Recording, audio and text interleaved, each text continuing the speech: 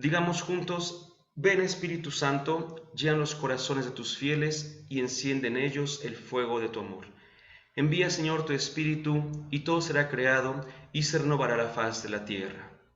Oh Dios, que has instruido los corazones de tus fieles con la luz del Espíritu Santo, concédenos que sintamos rectamente con el mismo Espíritu y gocemos siempre de su divino consuelo. Por Jesucristo, nuestro Señor. Amén. Espíritu Santo, fuente de luz, ilumínanos. En nombre del Padre, y del Hijo, y del Espíritu Santo. Amén. Me permito también hacer una referencia rápida a nuestro credo. Sabemos que creemos en un Dios que es único y trino a la vez, un solo Dios, tres distintas personas. Y en el apartado de la tercera persona de la Trinidad dice así: creo en el Espíritu Santo, Señor y dador de vida, que procede del Padre y del Hijo, que con el Padre y el Hijo recibe una misma adoración y gloria, y que habló por los profetas. Mis queridos hermanos, si nosotros preguntamos tal cual qué creemos acerca del Espíritu Santo, aquí está. Esto es lo que, por así decirlo, por fuerza debemos creer. Esto es lo que también solemos llamar el depósito de nuestra fe. Aquí está la esencia de nuestra fe, particularmente en el Espíritu Santo. Esto es lo que creemos de Él. Y no podemos no creerlo. Es decir, no podemos decir, bueno, yo creo que el Espíritu no es Señor y dador de vida. No, estaríamos fuera de la doctrina cristiana católica, no estaríamos fuera. Si nosotros dijéramos que no procede del Padre y del Hijo, que solamente procede del Padre, por ejemplo, también estaríamos fuera de la doctrina. Y si no creyéramos que es Dios, que junto con el Padre y el Hijo recibe una misma adoración y gloria, estaríamos creyendo en algo o en alguien más, pero que no es el Espíritu Santo, que ha sido revelado y sobre todo que ha hablado por los profetas. Qué interesante esta afirmación, porque en este pequeño y brevísimo resumen que nos da el credo de nuestra fe, allí está justamente lo que realmente creemos del Espíritu Santo. Bueno, vamos a ir por partes. El curso se llama Ruaj. ¿Qué significa Ruaj? Quiero que hagamos en primer lugar un acercamiento etimológico. Hace un momento en los preámbulos les comentaba que este curso es como una introducción a la neumatología, es decir, a la ciencia que trata acerca del Espíritu Santo. Y cuando hablamos del Ruaj, porque es lícito preguntar qué significa eso o por qué, quisiera decirles que nosotros tenemos como una triple, al día de hoy por supuesto, una triple perspectiva sobre el espíritu y que pues la vamos a ir justamente buscando y que vamos a tratar de encontrarla en su mejor sentido. Ruaj es una palabra hebrea. Estos signos que nos pueden ser totalmente desconocidos dicen justamente eso, Ruaj, de derecha a izquierda, porque es hebreo y el hebreo se lee de derecha a izquierda en estos, repito, esos simbolitos que son un poco raros para nosotros. Ahí dice Ruaj. Y quiero que hagamos un pequeño acercamiento muy interesante, que puede ser para algunos totalmente, vaya, como una coincidencia, por supuesto, ¿no? Que no tenga más, pero también puede ya empezar a decirnos algo desde ahí. Y van a ver a qué me refiero cuando leemos un poquito más de este espíritu en el Antiguo Testamento.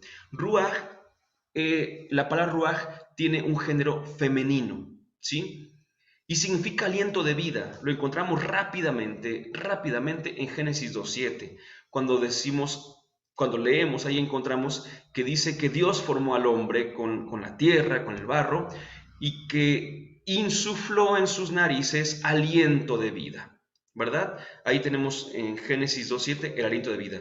Pero también tenemos, por ejemplo, Génesis desde el capítulo 1, versículo 2, de inmediato, cuando nosotros encontramos apenas entrando la Biblia, y es de hecho el primer acercamiento al Espíritu Santo, digamos la primera noticia del Espíritu Santo que tenemos, es esta situación de que un viento de Dios, un soplo de Dios, un aire de Dios, estaba paseando sobre las aguas, por así decirlo. Nuestras Biblias muchas veces van a decir, y el Espíritu de Dios aleteaba sobre las aguas. pero no es la traducción más literal, sino que ya es una traducción que tiene cierta interpretación. Y esto no es necesariamente malo, aunque a veces nos limita un poco nuestra apertura. Y van a ver que eso va a ser una cosa importante. Bueno, el término en hebreo es ruach, que fue traducido por el término griego neuma, con una P al principio. Nosotros casi no tenemos esa forma de pronunciar algunas palabras que precisamente vienen del griego, como psiquiatra, tienen esta P al principio, pero no es en el español que nosotros conocemos tal cual una forma ordinaria, por tanto nos cuesta un poquito pronunciar y solemos decir simplemente neuma. No está mal, de hecho lo tenemos, por ejemplo, esta raíz griega la tenemos en la palabra neumático, ¿verdad? Neumático tiene la misma raíz que es pneuma, que significa soplo o respiración, también significa aire, por eso insisto, la palabra neumático es aquello que tiene aire, que contiene aire.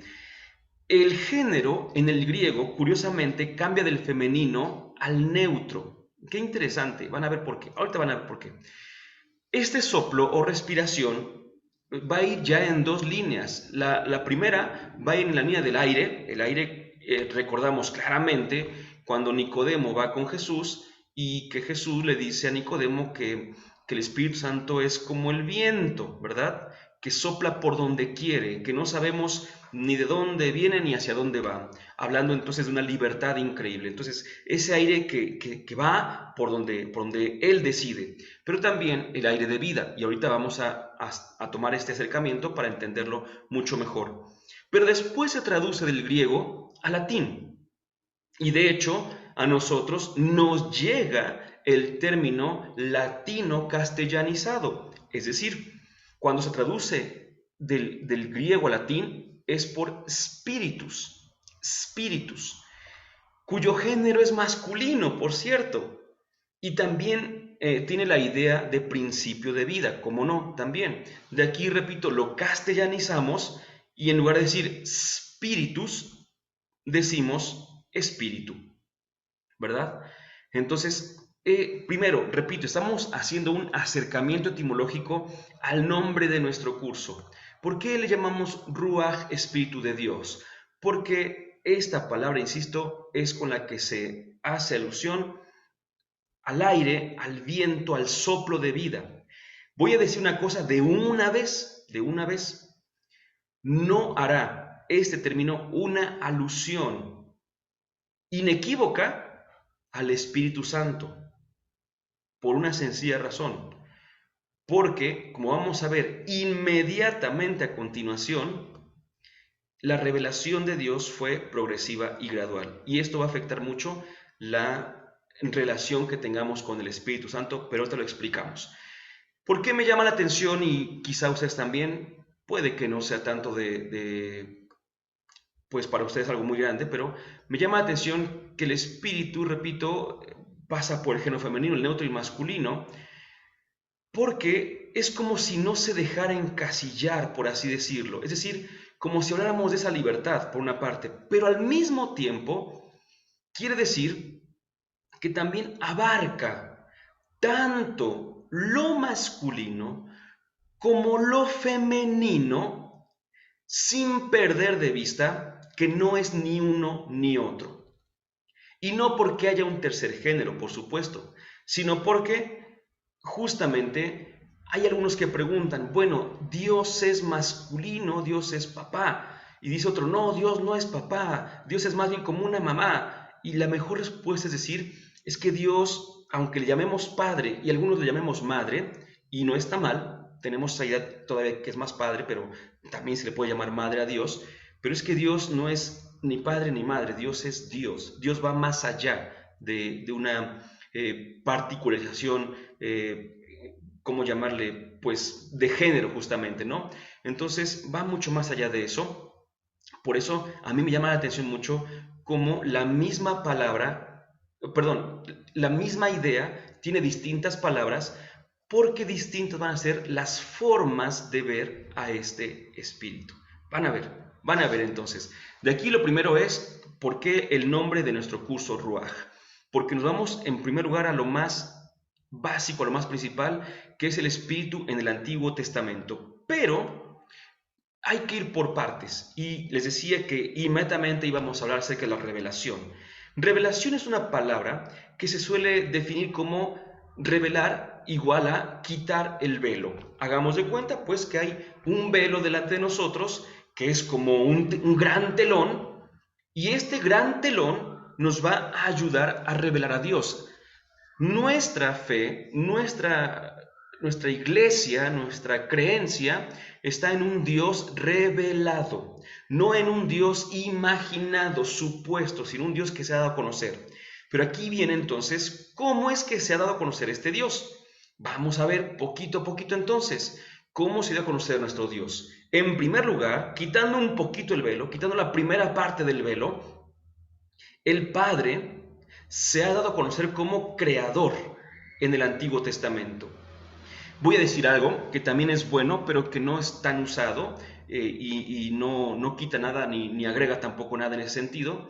Pero el Padre en el Antiguo Testamento, Dios no, más allá de decirle Padre, también era llamado esposo. En el Antiguo Testamento, la relación de Dios con el pueblo de Israel también era vista como la de un esposo con su esposa, la del novio con la novia. Entonces, por ejemplo, los pecados eran vistos como una infidelidad, justamente. El primero en revelarse, entonces, es el Padre. El primero, no estoy diciendo que sea el único. Se revela como creador desde las primeras páginas de la Sagrada Escritura en el Antiguo Testamento. Pero la revelación sigue, porque dijimos hace un momentito que la revelación era constante y gradual. Entonces vamos a un segundo grado. La revelación todavía no se detiene. Cuando el Padre se revela, la revelación no se detiene, sigue avanzando y avanza un grado, por así decirlo.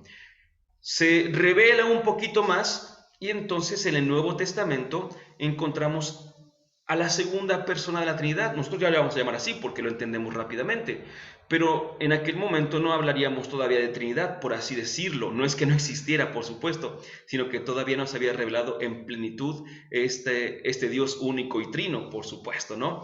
Entonces en el Nuevo Testamento se revela el Hijo, sobre todo, y se revela como Salvador. En ocasiones van a escuchar esta fórmula, aunque no diga la última parte de la fórmula, van a escuchar esta primera parte. El Padre como Creador, el Hijo como Redentor, ¿verdad? Y el Espíritu Santo, que ahorita vamos a ver. Pero la redención, aunque es una parte de lo que hace Jesús por sobre todas las cosas, por así decirlo, no es la única. La redención hace alusión al perdón de los pecados, pero no es lo único que nos consigue Jesús. Porque si nosotros recordamos, bueno, el Evangelio de Mateo nos dice claramente, capítulo 1, versículo 21, le dice el ángel a José, tú le pondrás por nombre Jesús, porque él salvará a su pueblo de sus pecados. Perfecto, muy bien. Pero si recordamos, el pecado no tiene un cariz únicamente de culpa que deba ser perdonada, sino que también el pecado incurre en algo muy fuerte que es el alejarnos de la presencia de Dios. De una manera simbólica, recordamos que en los primeros capítulos del libro del Génesis se decía que después del pecado, Adán y Eva fueron llevados lejos, fueron sacados de la presencia de Dios. Entonces no es nada más que estando fuera de la presencia de Dios se les diga, amigos, ya se les perdonó. Eso está bien, pero falta otra cosa. Ya se les perdonó, vuelvan a entrar en la presencia de Dios. Y esa es la segunda parte. Cuando la segunda parte de la obra de Jesús, cuando Jesucristo, entonces decimos que es el Salvador, es porque hace una obra en dos partes. La primera es la redención, el perdón de los pecados, y la segunda es lo que podríamos llamar sin miedo, divinización. ¿Qué es la divinización? O también la podemos llamar la glorificación. Lo voy a decir con un nombre o con un ejemplo y vamos a entenderlo más rápido. Nosotros al resucitar, resucitaremos con un cuerpo glorificado. Ah, perfecto. Entonces seremos glorificados. Esa es la glorificación o la divinización. ¿Qué significa esto? Que no solamente se nos perdonan los pecados, redención, sino que se nos da acceso a la presencia de Dios por la eternidad. Y esto es la divinización o glorificación, por supuesto.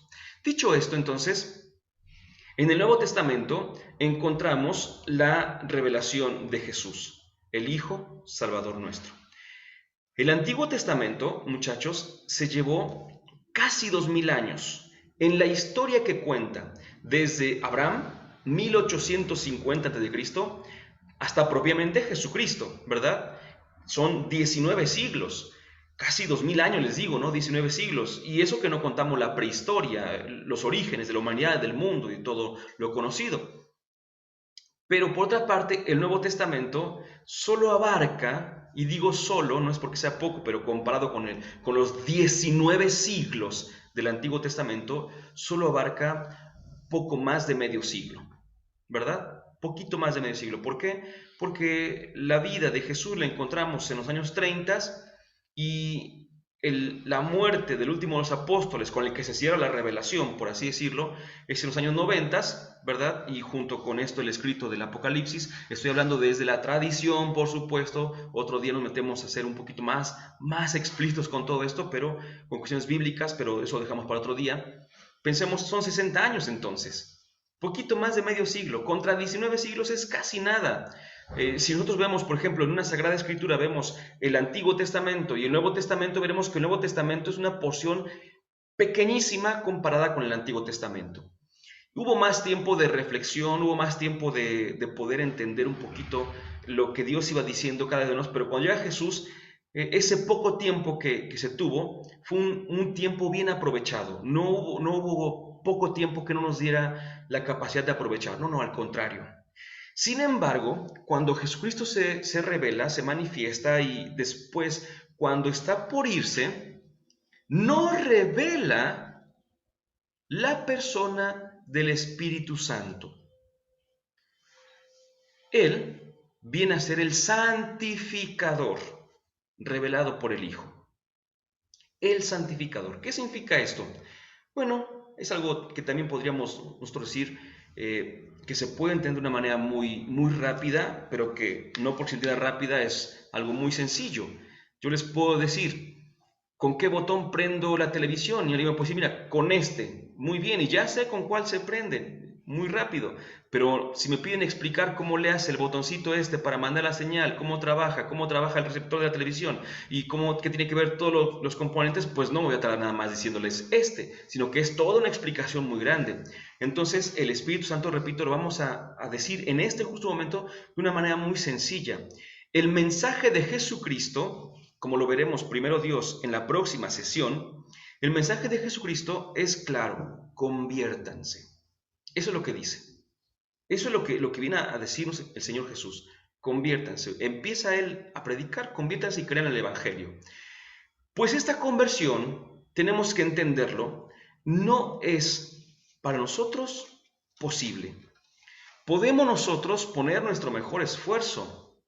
Podemos nosotros hacerlo mejor, pensarlo de la mejor manera, quererlo, buscarlo de la mejor manera. Sin embargo, el mensaje de conversión solamente se puede vivir en plenitud si es que tenemos al Espíritu Santo.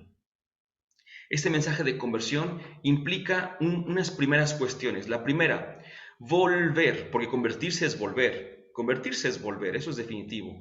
Le hemos dado la espalda a Dios y hemos ido en pos del pecado, ¿verdad?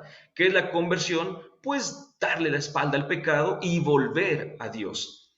Entonces, para poder volver a Dios hay que volver a llamarlo Padre. Pero dice la Escritura que nosotros le podemos llamar Padre a Dios, la carta de los Romanos en el capítulo 5 y también en el capítulo 8, por supuesto, sobre todo en el 8, nos dice que nosotros llamamos Padre a Dios porque hemos recibido un espíritu de hijos, ¿sí? El Espíritu es el que nos hace hijos. Si no tenemos al Espíritu, no somos hijos. en el último de los temas, primero Dios, cuando hablemos del Espíritu y la Iglesia, veremos que cuando somos bautizados decimos una cosa que a veces no terminamos de aceptarla y de gustar, pero es la verdad, es la verdad. Antes de ser bautizados, somos criaturas de Dios, criaturas excelsas de Dios, pero no somos hijos, ¿sí? Nos cuesta mucho porque nosotros a todos los seres humanos les decimos que todos somos hijos de Dios, pero en el catecismo básico se nos dice que el bautismo nos hace hijos de Dios. Y si el bautismo nos hace hijos de Dios, significa que antes no lo éramos. Somos creación de Dios. Pero la filiación adoptiva la conseguimos mediante el bautismo. Ahora pregunto, ¿quién viene en el bautismo a nosotros? El Espíritu Santo. Por eso, nuestra relación con Dios, con Él como nuestro Padre, se puede vivir únicamente por el Espíritu Santo. Pero también dice San Pablo en la carta a los Corintios capítulo 12, que nadie puede llamarle a Jesús Señor si no es movido por el Espíritu Santo.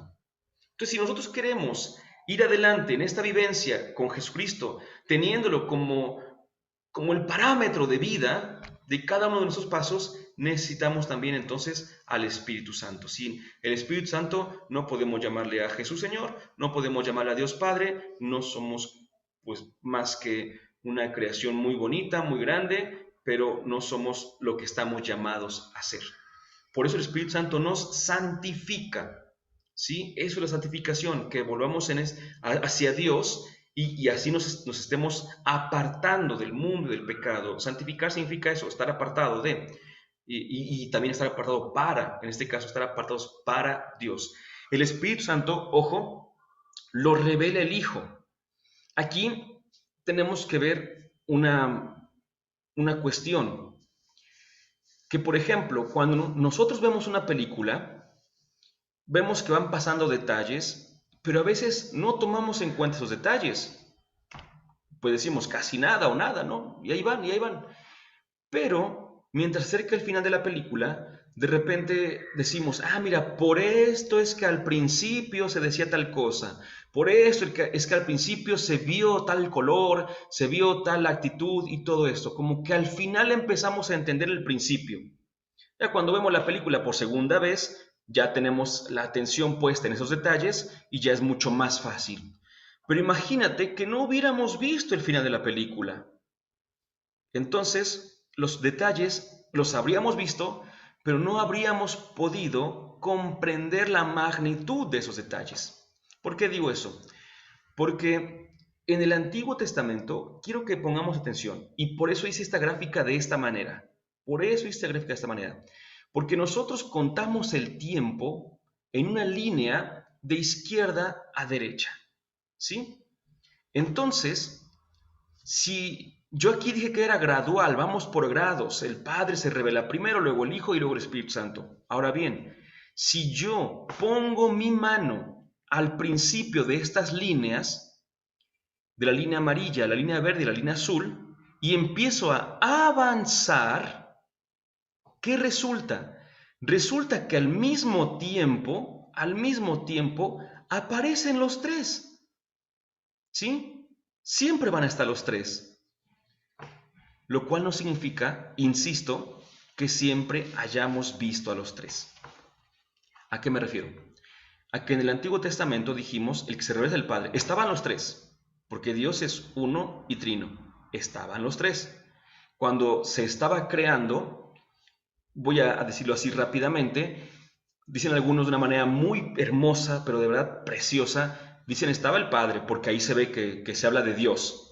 Estaba el Espíritu Santo, porque ahí se ve el soplo que estaba sobre las aguas. Y estaba el Hijo, porque el Hijo es la palabra de Dios. ¿Y cómo creó Dios? Mediante su palabra. Entonces, ahí estaban los tres, perfecto. Pero si preguntamos a los que estaban escuchando eso por primera vez, ¿a quiénes vieron allí? ¿A qué personas divinas vieron? Pues solamente al Padre, ¿no? Pero estaban los tres. Sí, pero es que tú y yo ya vimos el final de la película. Por eso vemos estos detalles y podemos entenderlos. Pero en su momento no se entendían. Incluso, lo tengo que decir de esta manera, si estamos diciendo que el Espíritu Santo fue revelado por Jesús, entonces, de manera directa, consciente, así concretísima, no hay un texto en el Antiguo Testamento que hable del Espíritu Santo. ¿Sí? Yo sé que muchos de ustedes conocen infinidad de textos que del Antiguo Testamento hemos tomado para dar retiros, para dar temas. Yo recuerdo uno muy bonito que me gusta mucho, es Ezequiel 37, los huesos secos, cuando el profeta Ezequiel profetiza sobre esos huesos y llama al Espíritu a que venga y todo esto. Sabemos que en el libro de Isaías, capítulo 11, se habla del Espíritu que iba a reposar sobre aquel y que le daba sus 7 sagrados dones. Los conocemos. Sabemos muchos textos en el Antiguo Testamento que el día de hoy aplicamos al Espíritu Santo. Pero esto no significa que cuando fueron escritos ya conocieran al Espíritu Santo. No lo conocían. Estamos afirmando que quien lo reveló fue Jesús. Entonces, cualquier texto previo no es que esté mal interpretado, no es eso, sino que no se refería directamente en primerísimo lugar al Espíritu Santo tal cual lo conocemos el día de hoy, tal como lo conocemos. Su acción siempre estuvo. De hecho, insisto, ahí estuvo, siempre estuvo allí. Aunque nadie lo conociera, el Espíritu ahí estuvo. ¿Por qué? Porque siempre que actúa Dios, actúan las 3 divinas personas. Siempre. Están presentes las 3 divinas personas. No son la misma. En la cruz, por ejemplo, quien murió fue Jesucristo, que nosotros decimos que es en quien el verbo de Dios se hizo carne, por supuesto, ¿no? No murió el Espíritu Santo, no murió el Padre, por supuesto, murió lo que podía morir, hay que entender qué significa morir, por supuesto, de la segunda persona de la Trinidad, pero no los otros dos. Ahora, ¿no estaban allí presentes? Claro que estaban, por supuesto que estaban, porque Dios siempre está junto en sus 3 divinas personas. Y después del Espíritu Santo, aquí es importante, después del Espíritu Santo, ¿quién falta por revelarse? Mira nada más, porque ahí tenemos todavía el telón este que nos está diciendo que falta algo por revelarse. A ver, ¿quién falta por revelarse? Nadie. Nadie. La revelación pública de Dios ya acabó. No hay una cuarta persona divina.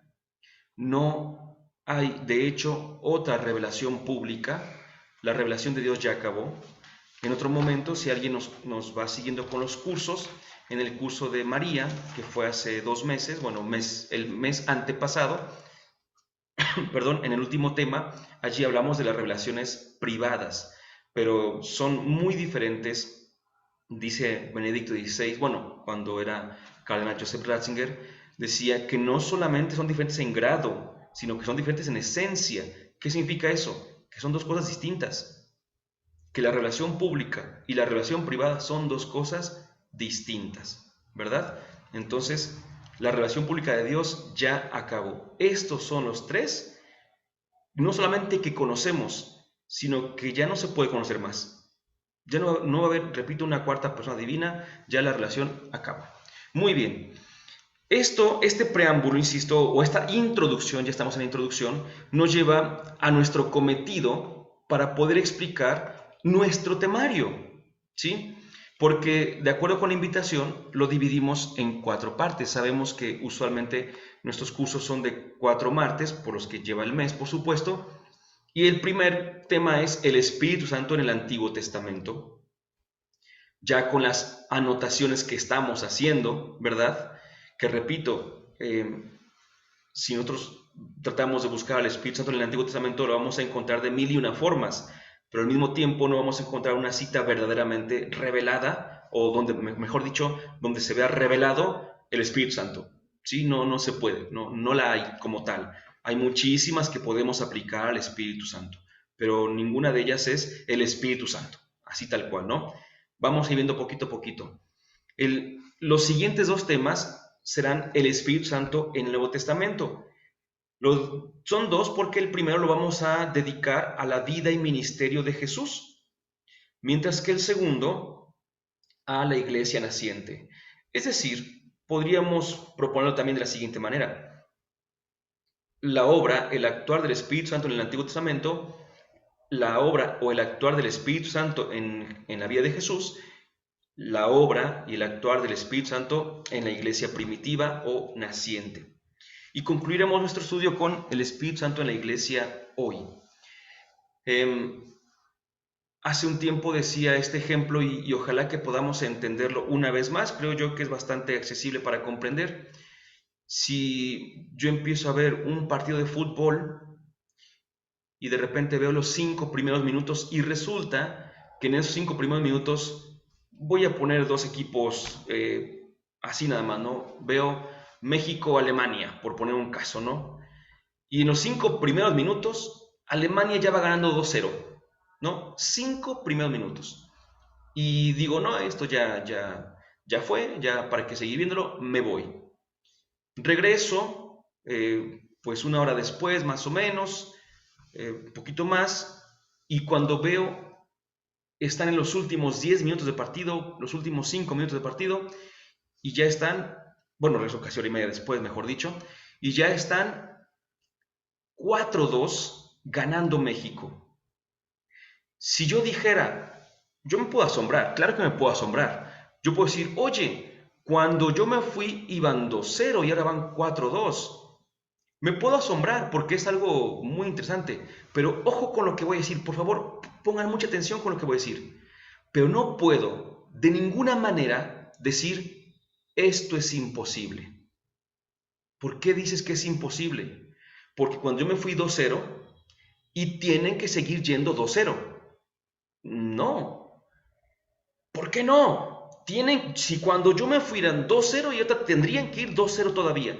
No, ya pasaron 40 minutos más del primer tiempo y ya han pasado 35 o 40 más del segundo tiempo. O sea, ha pasado, de lo que tú viste, ha pasado muchísimo más. ¿Por qué pongo este ejemplo?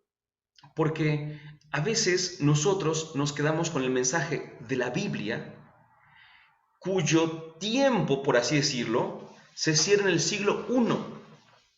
Y la iglesia de nuestro Señor Jesucristo, del siglo I al siglo XXI, pues lleva estos 20 siglos caminando.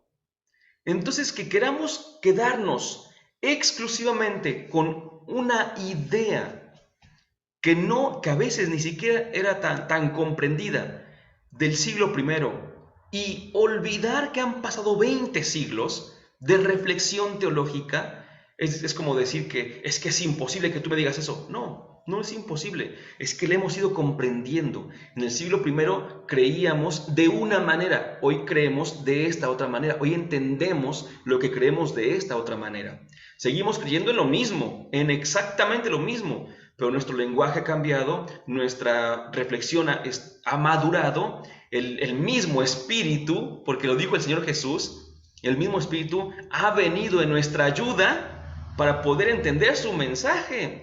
¿Qué significa eso? Que obviamente el mensaje que Jesús nos dio lo escuchamos, pero seguramente no lo entendimos. Y durante todo este tiempo el Espíritu Santo ha venido ayudándonos para poder comprender más y mejor, más y mejor.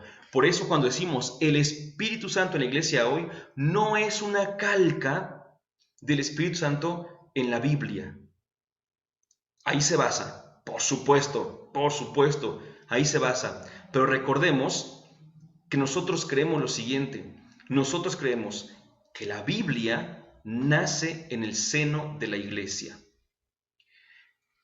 Hay muchísimas denominaciones cristianas o pseudocristianas cuyas iglesias nacen de la Biblia, pero la Iglesia Católica es la que da a luz a la Sagrada Escritura. ¿Sí? Nosotros no somos, fíjense nada más, algunas veces, algunas religiones se llaman así, religiones del libro. ¿Por qué? Porque se basan en un libro, ¿verdad? Nosotros no somos una religión de la Biblia, más bien, la Biblia es un libro de la iglesia, ¿sí?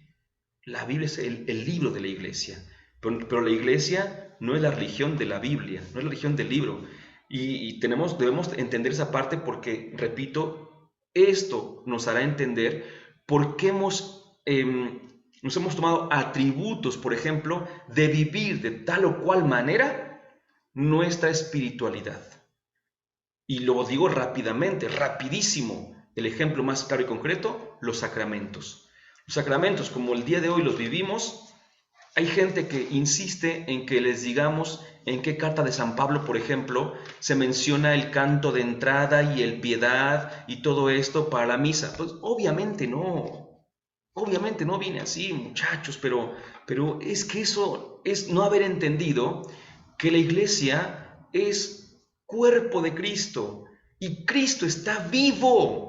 La iglesia está viva, está respirando y si es un organismo vivo, es un organismo que se va adaptando, que va creciendo, que va madurando. Por eso necesitamos también entender que el Espíritu Santo en la iglesia de hoy nos dice algo muy concreto. Incluso, permítanme decirlo, tiene un mensaje para nosotros. Dentro de la base bíblica, tiene un mensaje que hemos de aplicar en una línea que probablemente no fue aplicada hace 100 años y que seguramente no se aplicará dentro de otros 100.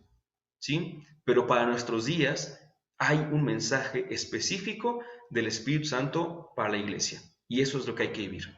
Así pues, dicho todo esto, tenemos que abordar de inmediato para poder ir avanzando, para poder ir compenetrándonos en este hermosísimo estudio, tenemos que abordar de inmediato el primer tema, que es el Espíritu Santo en el Antiguo Testamento. De inmediato les comento, las primeras diapositivas, perdón, a partir de este momento, las diapositivas que voy a ir comentando son un texto de San Juan Pablo II, ¿sí? Entonces, de hecho tiene 31 años ese texto, pero es una cosa impresionantemente actual, por supuesto. Y por ahí habrá una al final, que es una reflexión de un sacerdote, pero eso lo veremos más adelante. Muy bien, el Espíritu Santo en el Antiguo Testamento, ya dijimos, ¿no? Todo lo que significa. Entonces, o cómo tenemos que entender al Espíritu en el Antiguo Testamento. Vayamos ahora directamente. Voy leyendo y comentando un poquito también. En la Biblia, el término hebreo que designa al Espíritu Santo es ruach. Lo veíamos ya desde la introducción. El primer sentido de este término, así como su traducción latina spiritus, es soplo, aliento o respiración. En español se puede aún observar el parentesco entre espíritu y respiración. Spira, espíritu, spiración, respiración.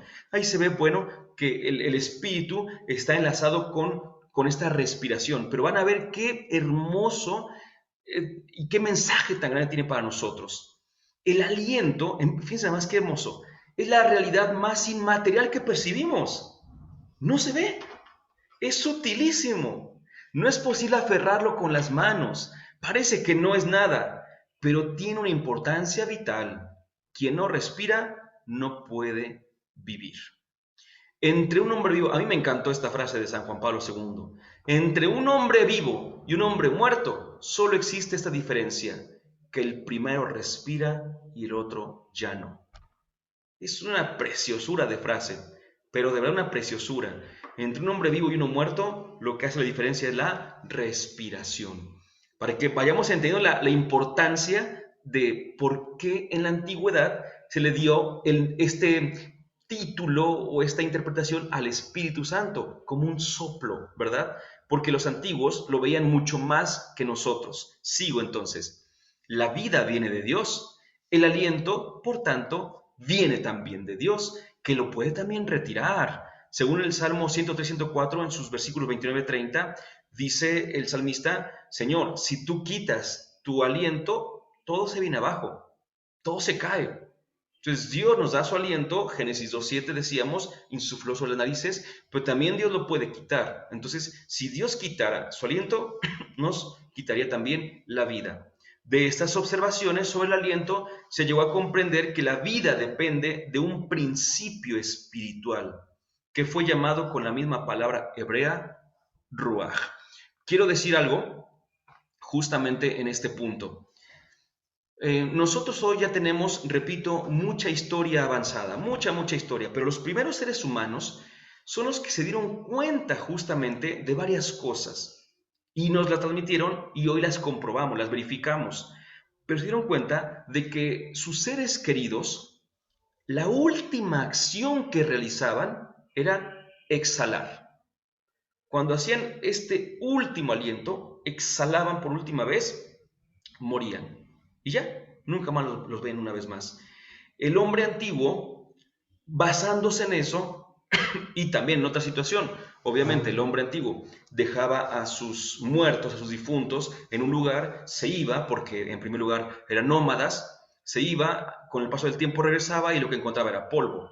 Entonces, en una lógica muy propia, dijo, si nosotros al final de nuestra vida tenemos esto, entonces al principio lo puso como un espejo. Dice, el material del que estamos hechos es polvo, este polvo se forma una figura y esta figura necesita un aliento, ¿verdad? Y es el relato del Génesis. Tal cual el relato del Génesis. Está el polvo, Dios toma polvo, Dios toma este barro, decimos, hace la figurita y sopla el aliento, que el ser humano al final de su vida va, por así decirlo, a regresar, va a dejar de tener dentro de él y por eso pues va a morir propiamente, ¿no? Entonces, esta figura muy bonita es la que vemos justamente en los relatos del Génesis y en otros relatos también, pues, de pueblos vecinos, pero a nosotros nos interesa la cuestión judeocristiana. La idea fundamental, entonces, esto es precioso también, ¿no? Que expresa el nombre bíblico del Espíritu no es, por tanto, la de un poder intelectual, sino la de un impulso dinámico comparable al impulso del viento. En la Biblia, la primera función del Espíritu no es la de hacer entender, sino la de poner en movimiento. No es la de iluminar, sino la de comunicar un dinamismo. Curioso, porque Jesucristo dice que el Espíritu vendrá para que entendamos, para explicarnos las cosas. Voy a decirlo de esta manera entonces. El Espíritu en un primer momento lo que hacía era ponernos en movimiento, pero en el último momento lo que hará será ayudarnos a entender. Y en nuestra vida eso se va a verificar. Nosotros no podremos actuar conforme a la voluntad de Dios si no somos llevados por el Espíritu Santo. También se expresan otros aspectos que preparan la revelación sucesiva, perdón. Ante todo, el aspecto de interioridad, también muy precioso este punto. Vean, el aliento, este aire que entre nosotros, dice, entra hasta nuestro interior. Por tanto, hay un aspecto, al hablar del espíritu como aire, como soplo, hay un aspecto de interioridad. En lenguaje bíblico, esta constatación se puede expresar diciendo que Dios infunde el espíritu en los corazones. Verifiquemos Ezequiel 36:26 y Romanos 5:5, lo que les decía hace ratito, por una parte Ezequiel 36:26, un corazón nuevo, ¿verdad? Pedía el profeta también, y Romanos 5:5 está,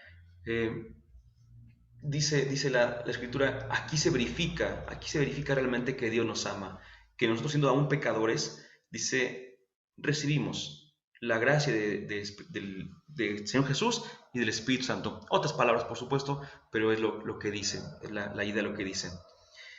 Al ser tan sutil, el aire penetra no solo en nuestro organismo, sino también en todos los espacios e intersticios, es decir, no solamente en el hombre, sino en toda la creación.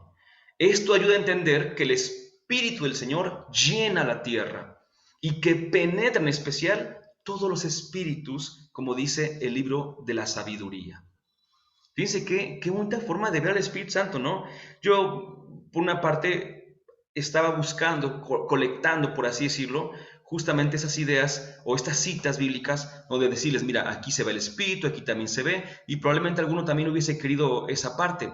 Pero más allá de eso, quisiera que viéramos el actuar del Espíritu Santo en ese sentido, ¿no? Es importante ver qué hace el Espíritu en la Biblia, porque el Espíritu invade, llena, se apodera de, empuja. irrumpe sobre, se aparta de y se adueña de, lleva lejos, arroja, se derrama desde arriba, entra en, levanta y arrebata, conduce, cae sobre. Fíjate todas las palabras relacionadas con el Espíritu en el Antiguo Testamento, y no son todas, hay muchas más. Este es un ejemplo para que entendamos lo que está al final de esa diapositiva. Estos verbos no hacen referencia a algo, sino a alguien que actúa, que no puede ser controlado por los hombres y que sobre todo toma la iniciativa. ¡Qué maravilloso! Termino con una afirmación que por ahí también escuché, que se me hacía interesante. Alguien decía lo siguiente, en una prédica decía que, dado que la revelación de Dios fue progresiva, dado eso, punto número 1, viene el punto número 2, la forma de presentar al Espíritu en el Antiguo Testamento era como la de una fuerza, ¿sí? Este dinamismo propio. Pero al pasar al Nuevo Testamento, porque la revelación es progresiva y constante, entonces esta fuerza ya no es una fuerza impersonal, sino que es alguien, una persona. El Nuevo Testamento nos ayuda a entender al Espíritu como persona, el Nuevo solamente como una fuerza. Por eso, algunas tradiciones no católicas, cristianas o pseudo cristianas, hablan del Espíritu como si fuera únicamente una fuerza. ¿Así lo ven? No es una persona, porque no son trinitarios, no creen en la Trinidad. Dicen, no, el Espíritu Santo no es una persona, es una fuerza, y te sacan citas del Antiguo Testamento. Claro, porque mientras se revelaba el Espíritu, estas citas eran así, con ese estilo, un estilo de ese dinamismo que hace la fuerza. Sin embargo, poco a poco, con la revelación completa, no a medias, nos damos cuenta de que el Espíritu es una persona, la tercera persona de la Santísima Trinidad. Decimos juntos, Dulce Madre, no te alejes, tu vista de nosotros no apartes. Ven con nosotros a todas partes y nunca solo nos dejes. Ya que nos proteges tanto como verdadera Madre, haz que bendiga el Padre, el Hijo y el Espíritu Santo. Amén.